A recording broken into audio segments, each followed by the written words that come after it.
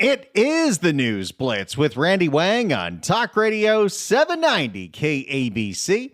We're here every single day from 5 to 6 talking about the local issues that matter to you most and taking your phone calls at 800-222-KABC, 1-800-222-5222, your emails at randykabc@gmail.com, and search for the KABC News Blitz wherever you get your podcasts. This morning, there was a lot of attention paid to a very disgusting stretch of Van Nuys that you can see from the 405 freeway. And in fact, it's a sight I have seen on the 405 freeway many, many, many times over the years. If you're going north on the 405, past the 101, you'll see the Burbank exit and you'll see the Victory exit. In between these two exits, if you look to your right and you're on the right-hand lane, you will see a massive, massive, massive pile of tents known as the largest homeless encampment in the San Fernando Valley. I didn't know that until today. Well, Karen Bass and Inside Safe, they came in to clean it up and get those people into housing. What a great job. Although it's so funny, if you see all of her social media posts on this thing, she gets a couple of people like, great job, we love you. She gets a lot of people, maybe from this audience, that say, you need to resign. But she also gets a lot of people that are to the left of her that think what she's doing is cruel because you're displacing people. In fact, there were protesters there interrupting the clearing of the homeless encampment in Van Nuys. They didn't get arrested, but they did get detained, and they did piss Karen Bass off. Let's hear what happened this morning. Here's ABC 7 Eyewitness News. The clearing of a massive homeless encampment got a little heated. Protesters tried to block the cleanup crews from getting in. It happened in Van Nuys. Eyewitness News reporter Ashley Mackey is there live. Ashley. The fact that we have people in Los Angeles that have as much of a right to vote as you do, that firmly believe the best place for the homeless is to sit in the tents, tells you everything you need to know about the city of Los Angeles. Mark, Giovanna, that's right. And we know 3 of those protesters or demonstrators were cited and released.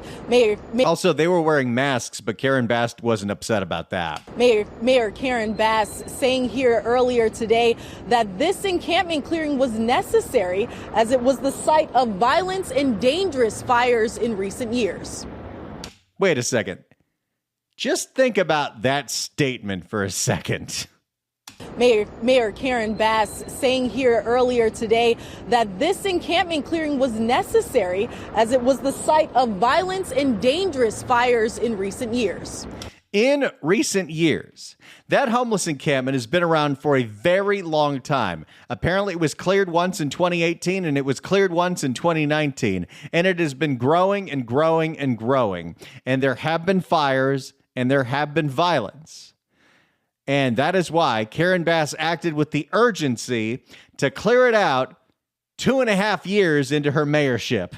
Mayor Karen Bass saying here earlier today that this encampment clearing was necessary as it was the site of violence and dangerous fires in recent years. And still the protesters are like, how dare you? A large encampment near the corner of Sepulveda Boulevard and Oxnard Street was cleared and cleaned by Los Angeles City crews Thursday morning. I can't wait till we get the stats on what exactly they cleaned out of there, because it's usually some insane number of the tons of garbage and human waste and toxic waste because of all the drugs, you know, with the paraphernalia that we provide. It had been there for some time and was the location of a large fire last November. Mayor Bass's office says the cleanup was part of the city's Inside Safe program. This is a notorious encampment. This is such a dangerous location. I saw propane canisters all over the place. This has been a place of fires. This is dangerous. What do you think is going on at every single homeless encampment? Especially the ones in the Sepulveda Basin, right on the other side of the 405 freeway, that get set on fire every 6 to 8 weeks, it seems. They're all full of propane tanks. Whether they're the big propane tanks because they've got some kind of stove situation going on in there, or the little tiny propane tanks because they've got to torch that meth to make sure it melts in that glass pipe provided to you by the city of Los Angeles. This is a notorious encampment. This is such a dangerous location. I saw propane canisters all over the place. This has been a place of fires. This is dangerous. And it took us 2.5 years to do something about it. Didn't we do a great job? If these situations are dangerous and they're full of that much flammable material, it sure didn't seem like we're treating this like an emergency. The encampment was said to be the home of about 50 to 70 people. LAHSA, or the Los Angeles Homeless Services Authority, described it as one of the largest encampments it's helped clear in the San Fernando Valley. And who let it get that large? Oh, the same people that are in charge right now. We cannot accept Angelenos living like this. Some people actually fight for people to stay in these kind of conditions, and how dare they sleep in a comfortable bed at night, come here and advocate for people to stay in these kind of conditions. Well, a lot of those people are connected to the community-based organizations that you prop up as the solution to homelessness. Who do you think has a vested interest in keeping this a problem? The people that are profiting off of our tax dollars. Now Karen Bass is against them? Sure. Protesters who were at the cleanup say the city keeps doing sweeps without any real change. These are the people that hold up the signs that say, and I hate this sign, and this sign's been around forever, house keys, not handcuffs. Protesters who were at the cleanup say the city keeps doing sweeps without any real change. Also, this morning in Van Nuys, Councilman Nazarian broke ground on District 2's 4th tiny home village, which will add 100 more beds to those in need. And there's never been any fires in those, right? Hasn't endangered the parks that are right around those, huh? So the novel is very thick, just like how the need is. This is a chapter. But if everyone takes this step and does this, we will very quickly be able to address the overarching issue. Very quickly. Nazarian, I know you're green, you're new on the council. The council doesn't do anything very quickly. We have been in a state of emergency on homelessness for 2.5 years. And the difference in the number of homeless people on the streets today, as opposed to 2.5 years ago, is a rounding error. That new tiny home village is located near Van Nuys Boulevard and Keswick Street. It's expected to be completed spring of 2026 and is estimated to cost just under $4 million. Live in Van Nuys, Ashley Mackey, ABC 7 Eyewitness News. Wait, how many people is that going to house? 100? $4 million? Boy, you start doing the math on what we're spending on all this. It's insanity. Karen Bass's program has maybe housed, I don't know, 4,000 people, and it's costing $880 million a year. These numbers are insane. They don't make any sense, and the only conclusion a reasonable person can come to is this is a colossal grift, and what happened today was just more theater. Now, when Karen Bass went down into this incredibly dangerous homeless encampment, her words, not mine, her words, she said it's dangerous. She did speak to reporters, and she got a little testy with some of them. All right, welcome back. We see Mayor Karen Bass speaking right there at the cleanup of this homeless encampment in Van Nuys. Let's listen in. Mayor, we're live on Good Day LA right now. What's the process of responding to these homeless encampments? This has been a known issue for years. Why? Specifically this one, that hundreds of thousands of drivers have seen off the side of the 405 freeway every single day.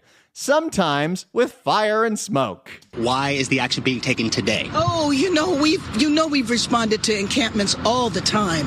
It took a while to amass the resources to house everybody in this encampment. We rarely encounter encampments as large as this.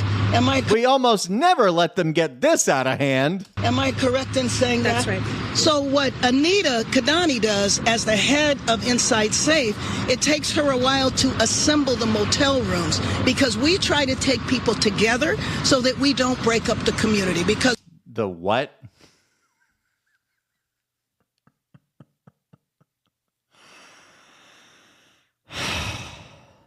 the community. So that we don't break up the community. Because what we do acknowledge, when you see these encampments, these are communities. These are communities. Yet in the other report, she said, this encampment is incredibly dangerous and full of violence and fires. But these are communities, and we can't clear out this 50 to 70 person encampment till we can find 70 motel rooms all within the same building so this community can stay together.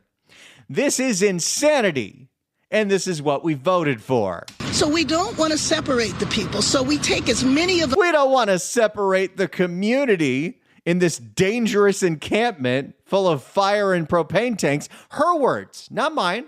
I didn't say it was dangerous. Karen Bass said it was dangerous. So we take as many of them as we can into the same motel. When we take them to a motel, a community-based organization takes over. That's part of the grift here. Karen Bass master leases motels or pays a ridiculous rate for dumpy motels in places like Van Nuys, which, by the way, fun fact, I don't know how fun it is, but one of the original Project Room Key sites was in Van Nuys, and it's where they were taking people out of the homeless shelters and putting them into these motels. And in this one motel in Van Nuys, in the first year of COVID, I believe they had 9 overdose deaths. Now, this was before Karen Bass's time, but this is the same nonsensical ideology that all these people need is a motel room and everything's going to be great. We just need a community-based organization to take care of them.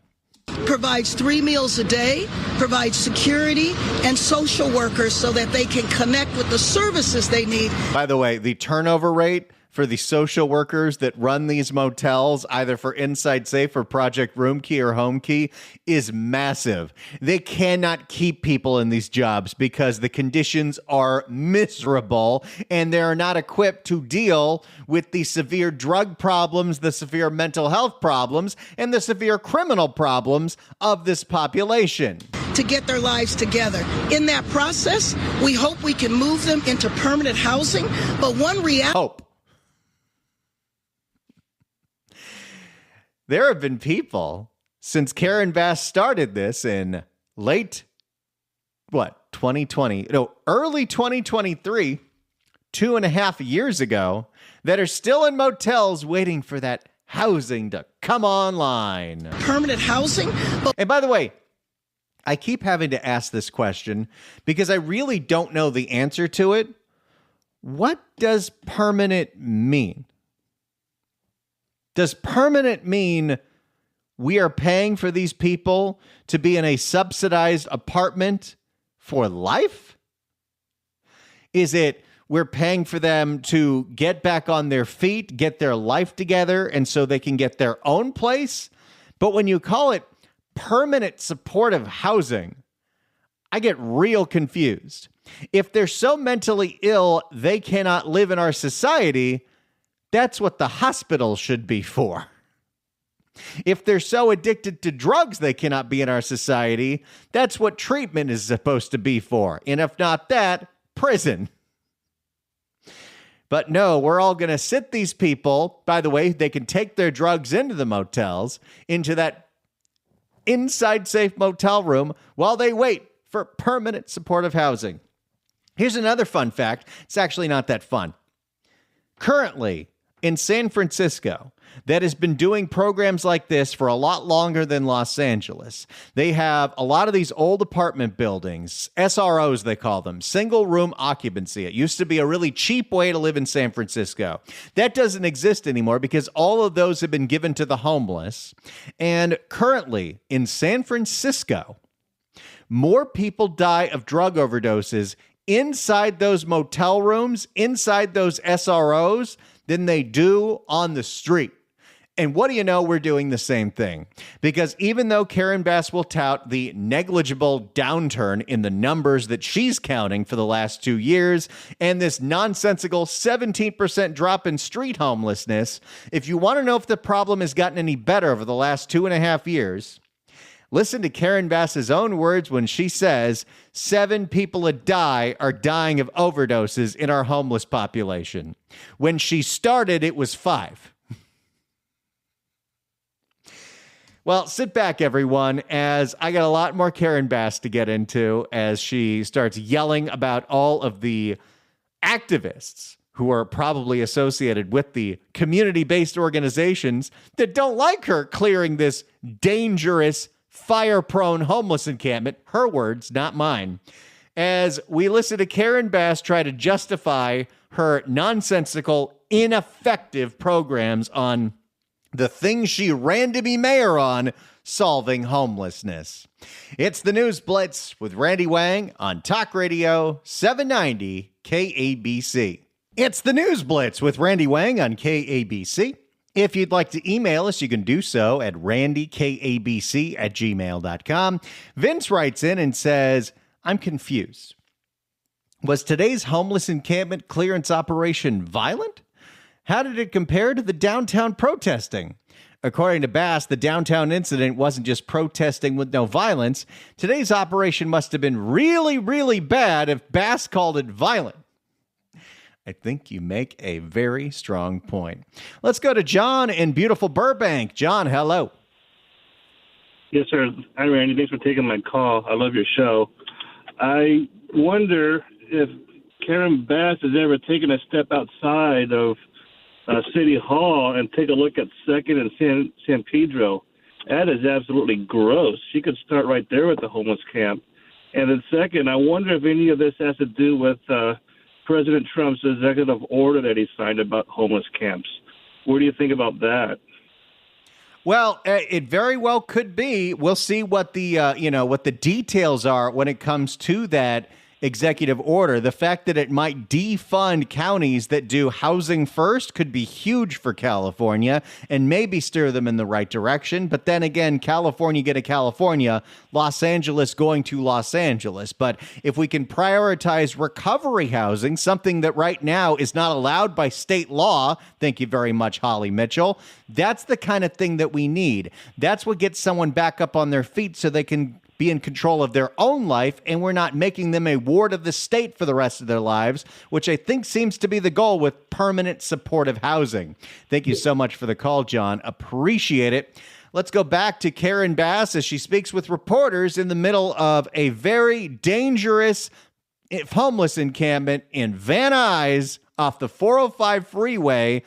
She called it dangerous. She said it was full of propane tanks and violent people.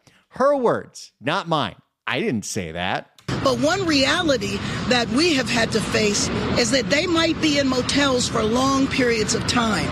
Including 2.5 years, to the point where they you know what?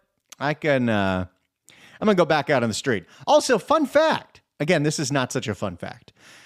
Do you remember someone who started a fire right near the 405 freeway in Westwood this year?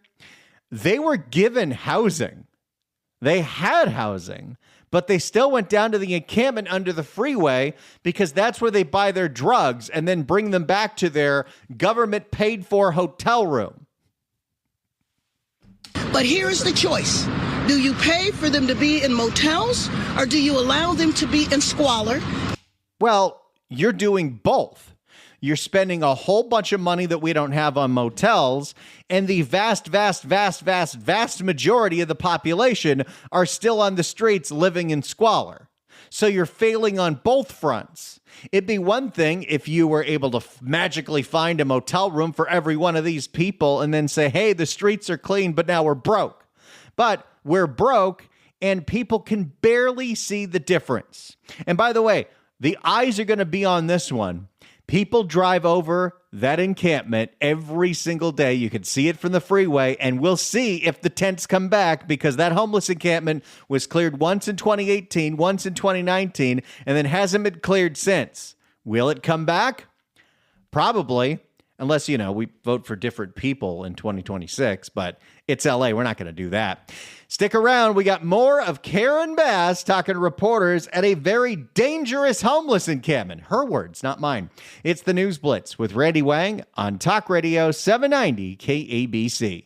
It is the News Blitz with Randy Wang on Talk Radio 790 KABC. We're here every single day from 5 to 6 talking about the local issues that matter to you most and taking your phone calls at 800-222-KABC, 1-800-222-5222, your emails at randykabc@gmail.com, and search for the KABC News Blitz wherever you get your podcasts. If you'd like to email us, you can do so at randykabc@gmail.com.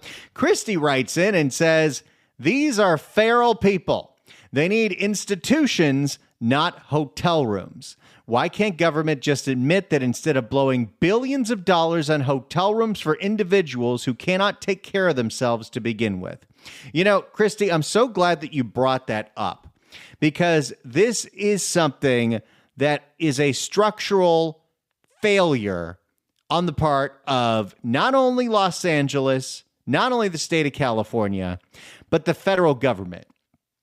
In the massive overreaction to how awful mental institutions and loony bins were, there was a provision passed by Congress many years ago called the Medicaid IMD exclusion. And what does that mean? It means that Medicaid, the health insurance that pays for the destitute, which would be the homeless population and the mentally ill, Medicaid will not reimburse any mental health facility with more than 16 beds.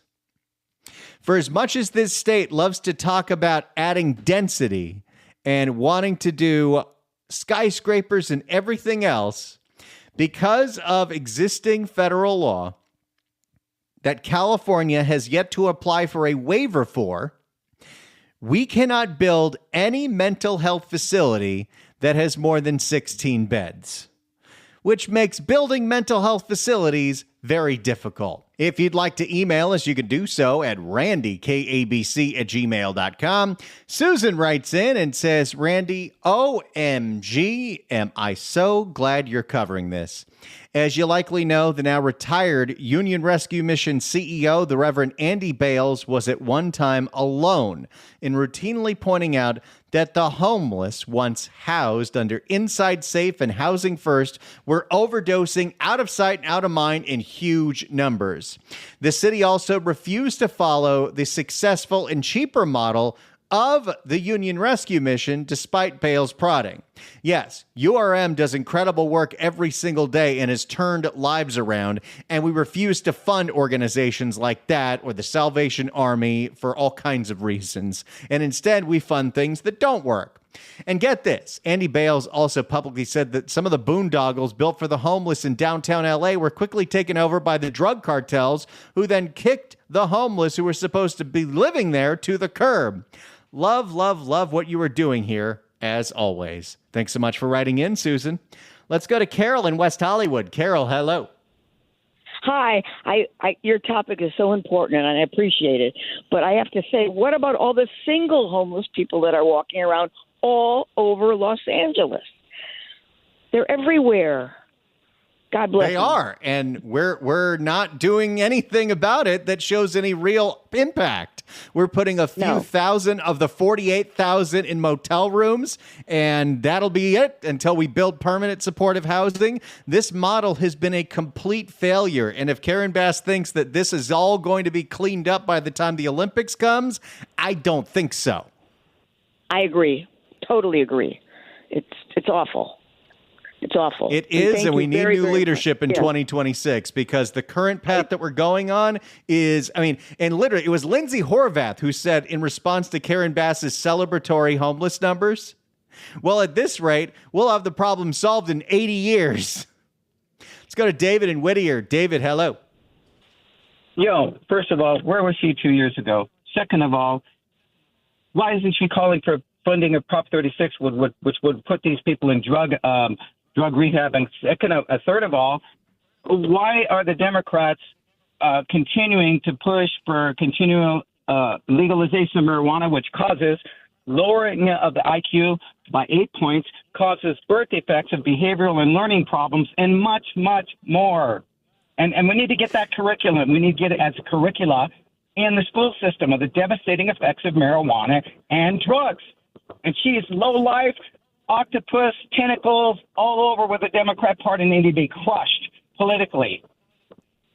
You know, unfortunately, I don't think we're going to learn any of those aspects about what's gone on with the legalization of pot. We're going to learn it the hard way, because a lot of that is exactly what's going on, and we are rubber stamping it and telling people that it's safe and it's good for you and all this other nonsense. Thanks so much for the call, David. Appreciate it.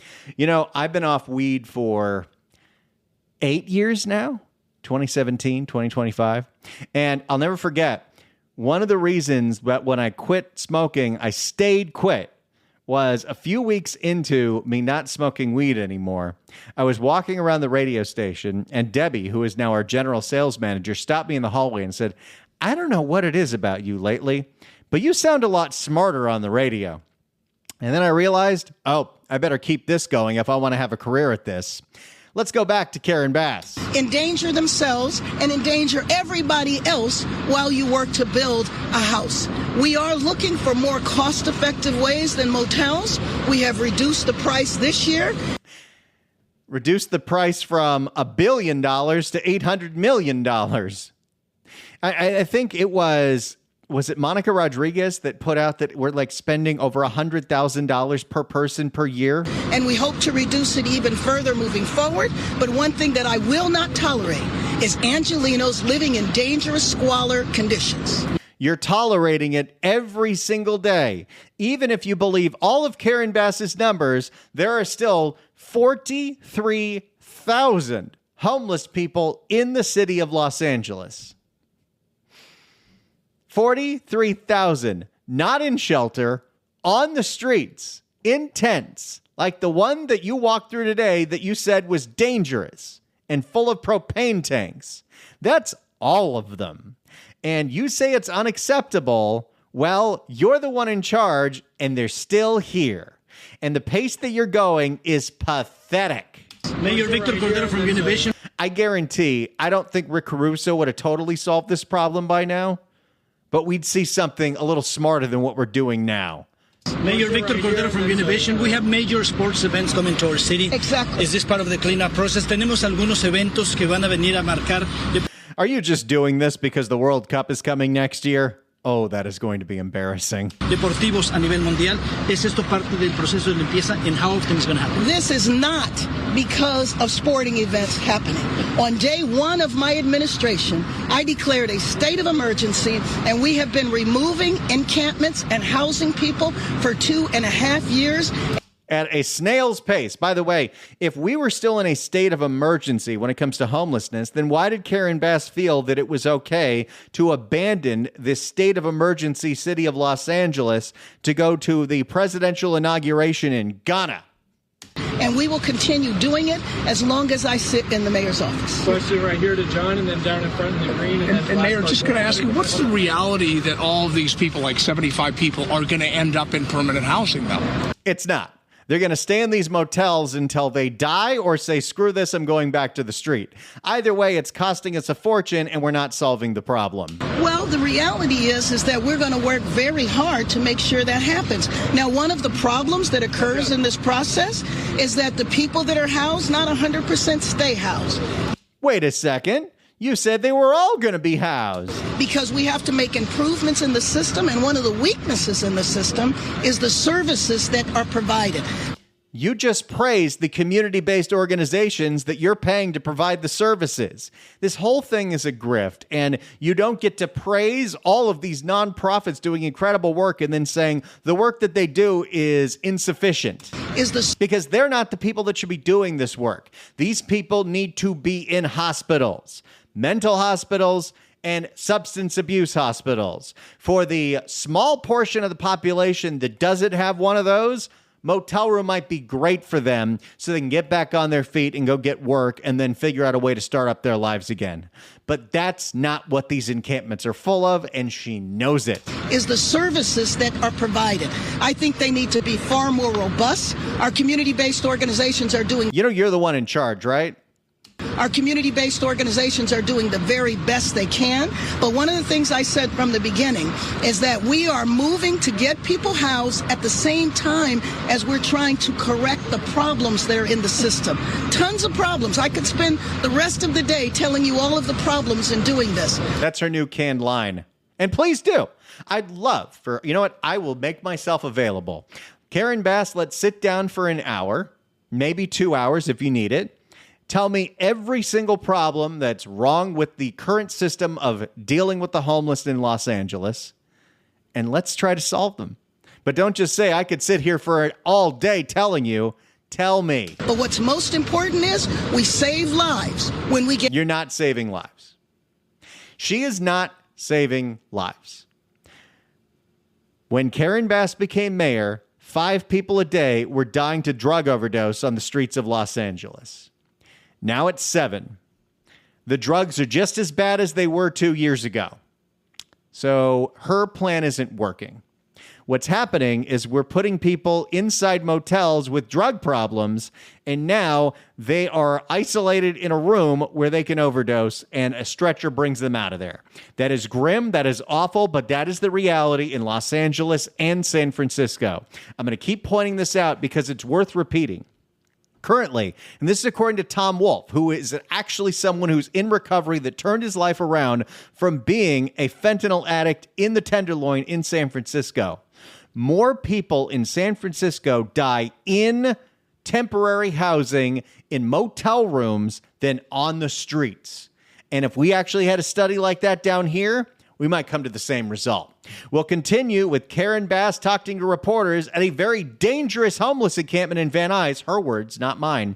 It's the News Blitz with Randy Wang on KABC. It's the News Blitz with Randy Wang on KABC. Ed writes in at randykabc@gmail.com. Just a couple points to make. First, the 100 small houses are costing $400,000 each due to the fact that they're being built by union contractors per California law that requires all public works projects to be done by union contractors. They could buy already built tiny houses from anywhere from $29,000 to $40,000 each, and they would be ready to set in place quickly. But of course, we're not going to do that. We could do mod homes. We could do 3D printed homes. We could go buy a bunch of double wides off the side of the freeway that you see when you're driving up and down Arizona or New Mexico. But we don't do that. Second, the reason that Karen Bass is cleaning up the encampments is she needs to appear that she's doing something positive. I bet you'll see this going up next to the mayor's election time. She's trying to make people believe she really cares about the residents of this city. She doesn't. When we get people out of dangerous conditions like this. Down in front and then to Omar. What are we going to do to maintain and keep these types of encampments clear from returning? Well, we have, most of our encampments, not 100%, have been cleared. We maintain them because Notice when she started this program, she was like, oh, no, they'll always be clean. Always. Always. So I'll take that question. It wasn't with the residents. They were. Okay, so I want to bring you this report before we get out of here. So Karen Bass was asked about the people protesting, and she got mad. Buses that we sent today would be empty or those people would still remain here. So they got in the way of progress and we had to get them out of the way. What happens sometimes is that if people come along and try to convince people not to get on the bus, not to accept housing, to stay here living in squalor until we can provide a permanent place for them to live. And my belief is that nobody that does that lives alongside them. Mayor, what's the message to the... Well, of course that's true. Of course it's true that the homeless activists all have their own housing. Some of them live very well while they say everyone should live in squalor. But guess what? Those are the same people who run the nonprofits that are funded by the homelessness industrial complex. We could go over this over and over and over again, but there you go. Karen Bass going to Van Nuys to clean up, her words, the largest encampment in the San Fernando Valley, a dangerous encampment full of violence and propane tanks that has started fires, all things she said, not me. And she finally cleared it out 2.5 years into declaring a state of emergency on homelessness. While this is going on, the amount of people that die of overdose in Los Angeles has gone up, not down. And you might say that's the one barometer of success, because if that number was going down, then what they would be doing is working. But putting a drug addict inside a motel room so they can OD isn't solving anything. Hey, look at this, everyone. This is exciting. 790 KABC welcomes Elden Ring Symphonic Adventure. Elden Ring's coming out for Switch 2, so I'll finally get to play it. But this concert is featuring music from the multi-award-winning video game at the Dolby Theater on October 11th. Tickets are on sale Friday at Ticketmaster.com, but right now, caller number 9 at 1-888-790-5222 gets a pair of tickets to the show. Tickets furnished by Nederlander Concerts. Good luck dialing. If you get a chance to listen to every episode of this show live, good for you. If you've ever missed one, go to kabc.com/newsblitz or search for the KABC News Blitz. Like and share with your friends. Tell more people about this show, because it would make me happy. And you want to make me happy. Thank y'all so much for listening. We'll see you tomorrow for another News Blitz, 5 to 6 every day, right here on Talk Radio 790 KABC.